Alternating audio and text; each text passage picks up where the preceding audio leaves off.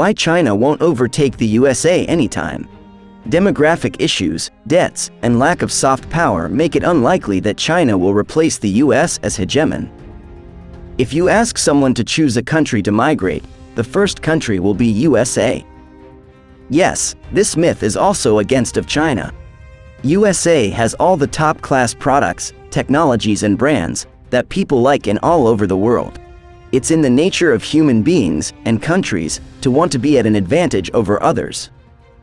In that sense, history may be seen as a record of competitions for dominance. Demographic issues. China is a massive country.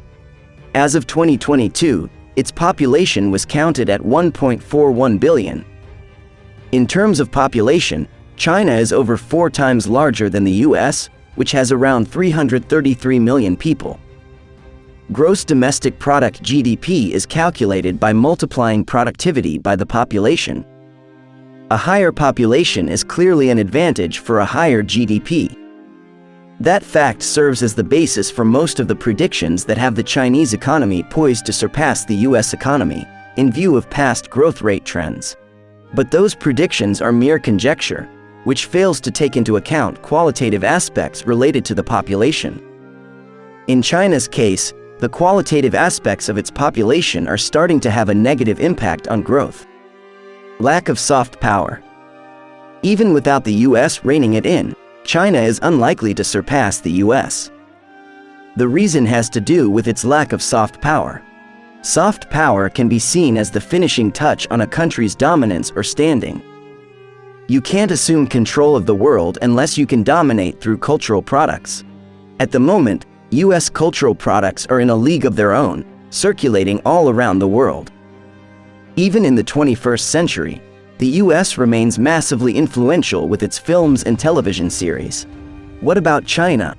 Despite its long history and time-honored traditions, it has produced nothing to boast about in terms of cultural products. China may have the economic might to threaten the US, but in terms of soft power, it is still in its infancy. Debt and inequality. Astronomical debt and severe inequality are other main factors impeding growth for China.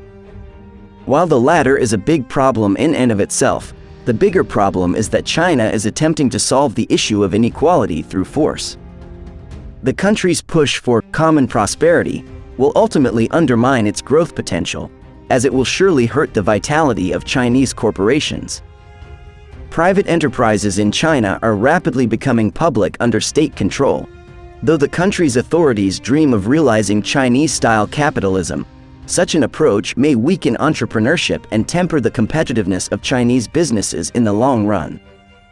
While the approach can effectively foster growth in fledgling industries, it will negatively impact industries that call for creativity and a daring spirit. Though China is attempting to redesign its economic and financial systems without destabilizing its society, it's unclear whether this can be done without any changes in its governing system, the fundamental source of inequality in China. So China won't overtake the US anytime soon.